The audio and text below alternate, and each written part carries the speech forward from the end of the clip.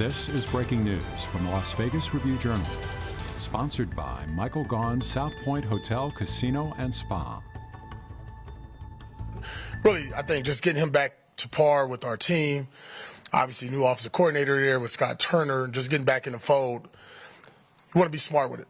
Want to be smart. But obviously, Mike is a big part of our plans this year, this week, and the future. So the more we can get him involved, the better. Could you update on Colton Miller, Dylan Parham, and Nate Hobbs? Okay, Colton Miller will practice today. Dylan practice today. Nate Hobbs will not. Thank you. Is there a chance that Nate plays on Sunday, or is Doubtful. Darnell Holmes saw his highest snap count of the season against Cincinnati.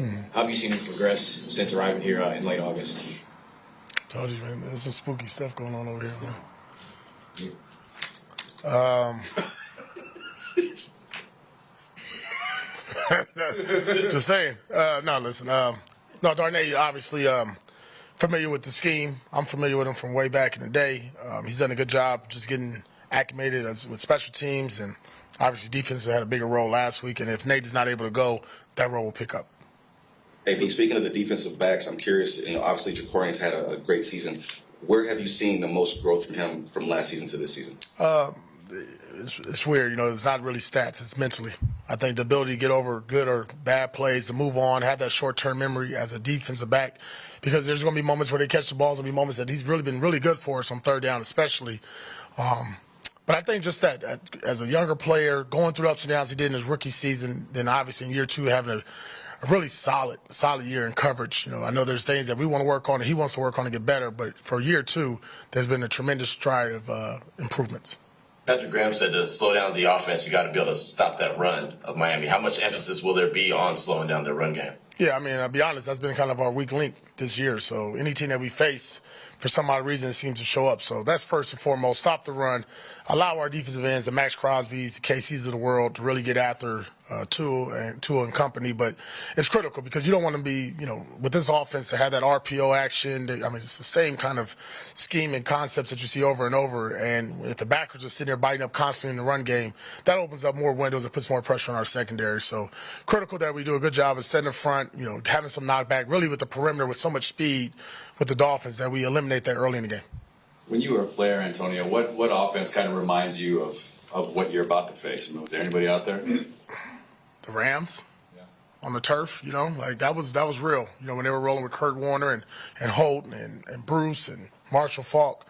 Even later on down the road, it didn't matter if it was on grass. They were fast. It was on you right now. The speed is legit. You can't mimic it. We're doing the best we can in practice. But the good part about it, like I said, we went against these guys last year and really felt the speed of Hill and Waddle and those guys over there. So we understand that and we respect it. But at the end of the day, with speed, you got to put hands on them, right? Physicality needs to show up. Devontae Chen is a guy that left last year's game early. Who's that? I'm sorry? Devontae Chen. Okay. He's got a pretty unique skill set as well as the ways they use him in the pass game and the run game.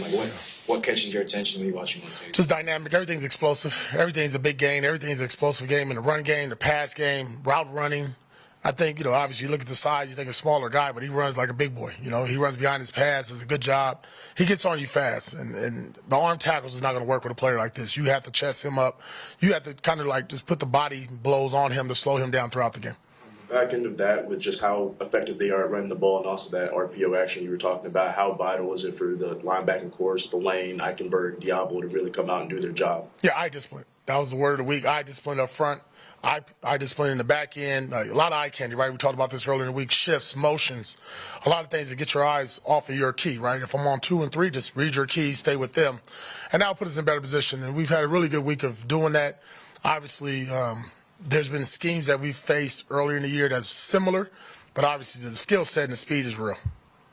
How would you describe, Antonio, what Spillane has been able to do at that Mike position? And I guess that's real familiar to you anyway, but you take more of a pride, but a certain kind of pride in the way that he's been able to play as a leader on that defense? I do, because I think so much attention goes to Max Crosby, and well-deserving.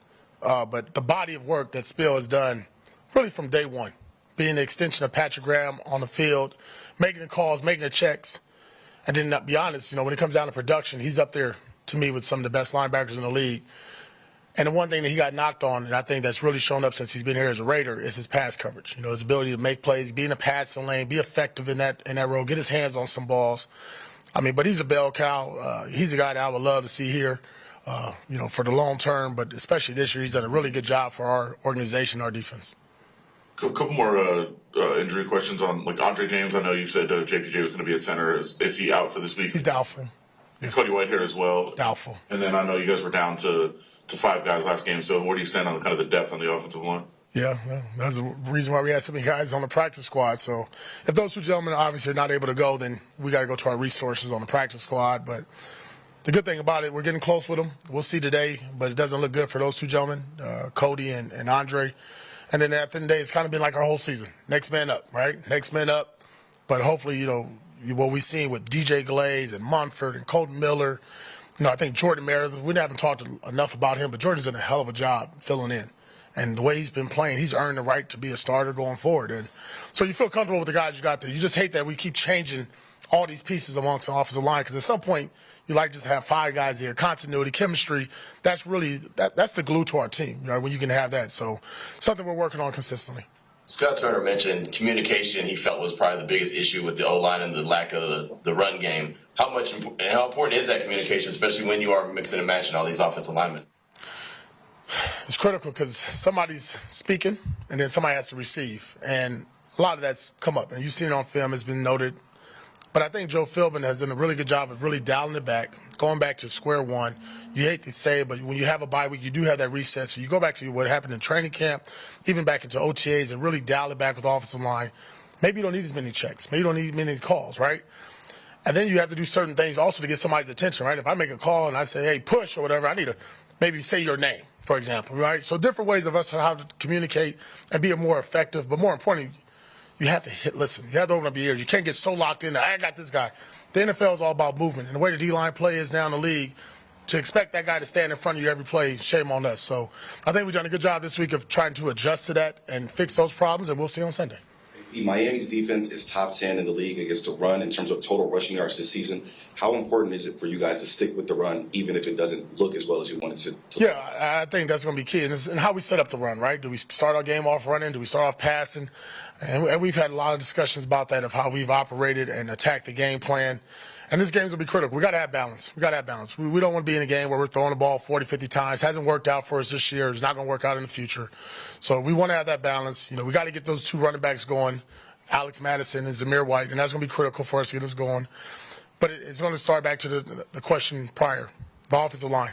Hat on the hat, and then we cannot get, have these tackles where we're getting arm tackle. We got to run through contact and be the physical team. What have you seen from watching film with Tua the last few weeks? No, good. I mean, sharp, getting the ball out, protecting himself, smart. You can see he's a fighter, man. Ultimate respect for what he's been able to come and overcome this season. You can tell he's a leader. You can tell he wants to be there for his team, and his team responds really well when he's obviously in the game. But the quick delivery, the understanding of the offense, I mean, it's pretty – when it's flowing like it was last week on Monday Night Football, it's scary to watch. In a small sample size, Antonio, but what have you seen in that relationship between Scott and Norv? And as Scott said yesterday, hey, he's my dad. We like each other. We like hanging out. They know each other. I think more importantly, Scott listens to Norv, and that's going to be good for the Raiders. AP, can you update us just in a very general sense? How is Jack Jones doing mentally, physically? You obviously have a long history with him. How's he been? Last week was good. We needed that game. He needed that game. Our team needed that game for him. Confidence is up. Obviously, Jack doesn't lack ability or awareness or playmaking ability. It's just, when you're a player of his caliber and you're used to making plays and you don't get those plays, you tend to get down on yourself. Like, there's not opportunities. But there has been opportunities. And last week he made the most of them and gave us a chance, or 2 weeks ago, to have a chance, to maybe have a comeback. But he's been in really good spirits this week. It's really good to see him smiling again and just be happy. And that always comes with making plays. Making plays are winning, right? 1 or 2 got to happen, especially for a corner and a guy like Jack. So the more ways we can find to get him the ball in his hands and to make plays and scheme it up for him, the better it will be for us.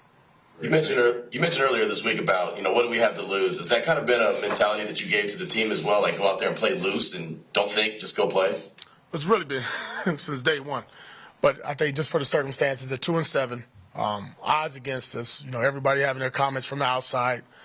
And I told them the biggest thing that I'm looking for with our team is just us sticking together and going through the process. Now, the process hasn't been and the results haven't been what we wanted. But the body of work from Monday to Saturday we're putting ourselves in position to win games. We're just not doing it on Sunday. And at some point, that's going to change. And our goal is to make a change this Sunday. And I respect the players that's here every day working their asses off. Max, hell, Christian's on IR. He's here every day. All these other players that's in the building, not missing a beat, smile on their face, enjoying work. Hell, we'll be indoors today. Just watch the practice. I think you have a good feel what's going to happen Sunday. Great. Thank you, Coach. Thank you, guys. You've been watching Breaking News from the Las Vegas Review-Journal, sponsored by Michael Gaughan's South Point Hotel, Casino, and Spa.